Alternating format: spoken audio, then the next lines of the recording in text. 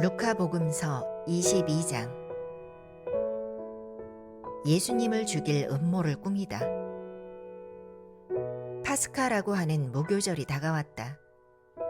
수석사제들과 율법학자들은 백성이 두려워 예수님을 어떻게 제거해야 할지 그 방법을 찾고 있었다. 유다가 예수님을 배신하다. 그런데 사탄이 12제자 가운데 하나로 이스카리옷이라고 하는 유다에게 들어갔다. 그리하여 그는 수석사제들과 성전경비대장들을 찾아가 그들에게 예수님을 넘길 방도를 함께 의논하였다. 그들은 기뻐하며 그에게 돈을 주기로 합의를 보았다. 유다는 그것에 동의하고 군중이 없을 때 예수님을 그들에게 넘길 적당한 기회를 노렸다. 최후의 만찬을 준비하다. 파스카 양을 잡아야 하는 무교절 날이 왔다. 그러자 예수님께서 베드로와 요한을 보내시며 이르셨다. 가서 우리가 먹을 파스카 음식을 차려라. 그들이 어디에 차리면 좋겠습니까? 하고 묻자 예수님께서 그들에게 이르셨다. 너희가 도성 안으로 들어가면 물동이를 메고 가는 남자를 만날 터이니 그가 들어가는 집으로 따라 들어가거라. 그리고 그 집주인에게 스승님께서 내가 제자들과 함께 파스카 음식을 먹을 빵이 어디 있느냐 하고 물으십니다 하여라. 그러면 그 사람이 이미 자리를 깔아놓은 큰 2층 빵을 보여줄 것이다. 거기에다 차려라. 제자들이 가서 보니 예수님께서 일러주신 그대로였다. 그리하여 그들은 파스카 음식을 차렸다. 성찬예를 제정하시다. 시간이 되자 예수님께서 사도들과 함께 자리에 앉으셨다. 그리고 그들에게 이르셨다. 내가 고난을 겪기 전에 너희와 함께 이 파스카 음식을 먹기를 간절히 바랐다. 내가 너희에게 말한다.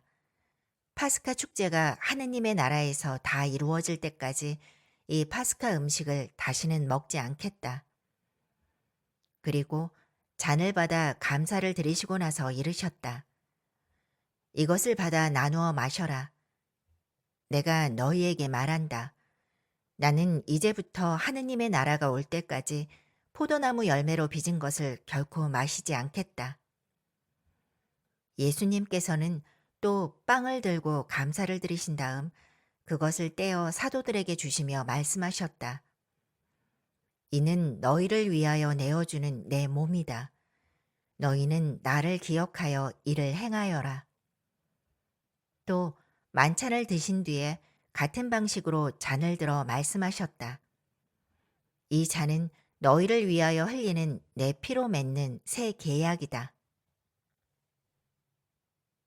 제자가 배신할 것을 예고하시다. 그러나 보라, 나를 팔아넘길 자가 지금 나와 함께 이 식탁에 앉아 있다. 사람의 아들은 정해진 대로 간다. 그러나 불행하여라, 사람의 아들을 팔아넘기는 그 사람. 그러자 사도들은 자기들 가운데 그러한 짓을 저지를 자가 도대체 누구일까 하고 서로 묻기 시작하였다. 섬기는 사람이 되어라. 사도들 가운데에서 누구를 가장 높은 사람으로 볼 것이냐는 문제로 말다툼이 벌어졌다. 그러자 예수님께서 그들에게 이르셨다. 민족들을 지배하는 임금들은 백성 위에 군림하고 민족들에게 권세를 부리는 자들은 자신을 은인이라고 부르게 한다. 그러나 너희는 그렇게 해서는 안 된다. 너희 가운데에서 가장 높은 사람은 가장 어린 사람처럼 되어야 하고 지도자는 섬기는 사람처럼 되어야 한다. 누가 더 높으냐? 식탁에 앉은 이냐? 아니면 시중 들며 섬기는 이냐? 식탁에 앉은 이가 아니냐?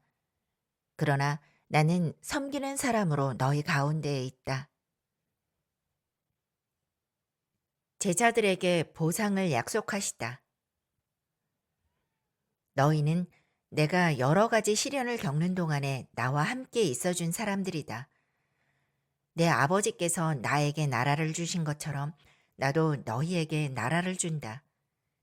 그리하여 너희는 내 나라에서 내 식탁에 앉아 먹고 마실 것이며 옥자에 앉아 이스라엘의 12지파를 심판할 것이다. 베드로가 당신을 모른다고 할 것을 예고하시다. 시몬아, 시몬아, 보라, 사탄이 너희를 밀처럼 체질하겠다고 나섰다. 그러나 나는 너의 믿음이 꺼지지 않도록 너를 위하여 기도하였다. 그러니 내가 돌아오거든 내 형제들의 힘을 북돋아 주어라. 베드로가 주님, 저는 주님과 함께라면 감옥에 갈 준비도 되어 있고 죽을 준비도 되어 있습니다. 하고 말하였다. 그러자 예수님께서 말씀하셨다. 베드로야, 내가 너에게 말한다. 오늘 닭이 울기 전에 너는 3번이나 나를 모른다고 할 것이다. 결정의 시간이 다가왔다. 예수님께서 사도들에게 내가 너희를 돈주머니도 여행 보따리도 신발도 없이 보냈을 때 너희에게 부족한 것이 있었느냐 하고 물으셨다. 그들이 아무것도 없었습니다 하고 대답하자 예수님께서 그들에게 이르셨다. 그러나 이제는 돈주머니가 있는 사람은 그것을 챙기고 여행 보따리도 그렇게 하여라. 그리고 칼이 없는 이는 겉옷을 팔아서 칼을 사라. 내가 너희에게 말한다. 성경에 기록된 것이 나에게서 이루어져야 한다. 그는 무법자들 가운데 하나로 헤아려졌다는 말씀이다. 과연 나에 관하여 기록된 일이 이루어지려고 한다. 그들이 주님 보십시오. 여기에 칼 2자루가 있습니다. 하자 그분께서 그들에게 그것이면 넉넉하다 하고 말씀하셨다. 겟세마니에서 기도하시다. 예수님께서 밖으로 나가시어 늘 하시던 대로 올리브산으로 가시니 제자들도 그분을 따라갔다. 그곳에 이르러 예수님께서는 제자들에게 유혹에 빠지지 않도록 기도하여라 하고 말씀하셨다. 그러고 나서 돌을 던지면 닿을 만한 곳에 혼자 가시어 무릎을 꿇고 기도하셨다.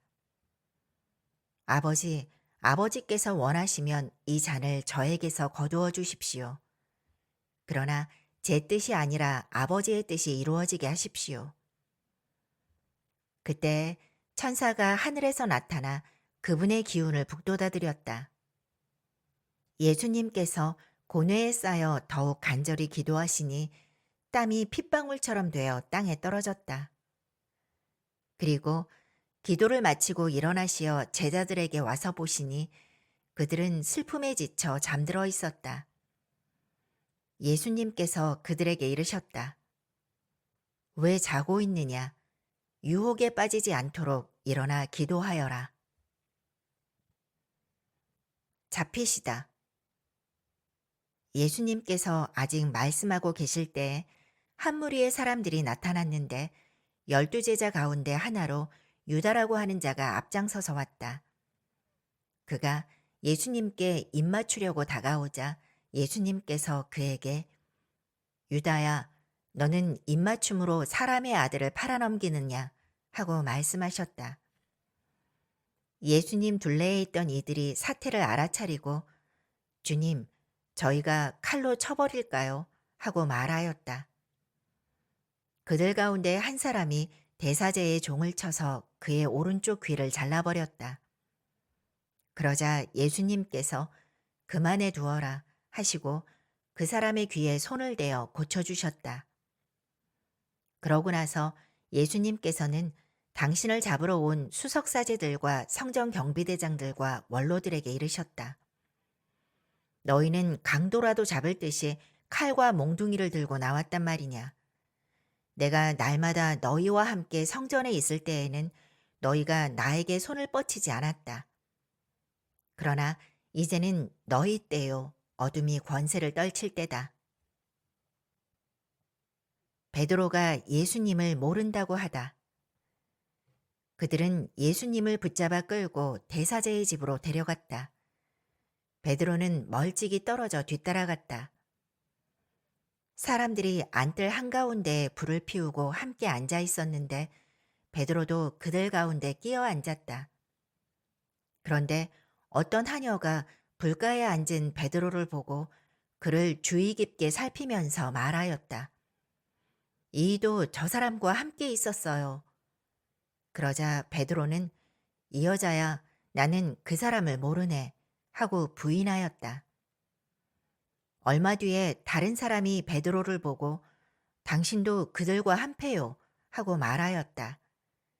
그러나 베드로는 이 사람아, 나는 아닐세 하였다. 1시간쯤 지났을 때 또 다른 사람이 이도 갈릴레아 사람이니까 저 사람과 함께 있었던 게 틀림없소 하고 주장하였다. 베드로는 이 사람아, 나는 자네가 무슨 말을 하는지 모르겠네 하고 말하였다. 그가 이 말을 하는 순간에 달기 울었다. 그리고 주님께서 몸을 돌려 베드로를 바라보셨다. 베드로는 주님께서 오늘 달기 울기 전에 너는 나를 3번이나 모른다고 할 것이다 하신 말씀이 생각나서 밖으로 나가 슬피 울었다. 예수님을 조롱하다. 예수님을 지키던 사람들은 그분을 매질하며 조롱하였다. 또 예수님의 눈을 가리고 알아맞혀 보아라. 너를 친 사람이 누구냐 하고 물었다. 그들은 이 밖에도 예수님을 모독하는 말을 많이 퍼부었다. 최고의회에서 신문을 받으시다. 날이 밝자 백성의 원로단, 곧 수석사제들과 율법학자들이 모여 예수님을 최고의회로 끌고 가서 당신이 메시아라면 그렇다고 우리에게 말하시오 하였다. 그러자 예수님께서 그들에게 말씀하셨다.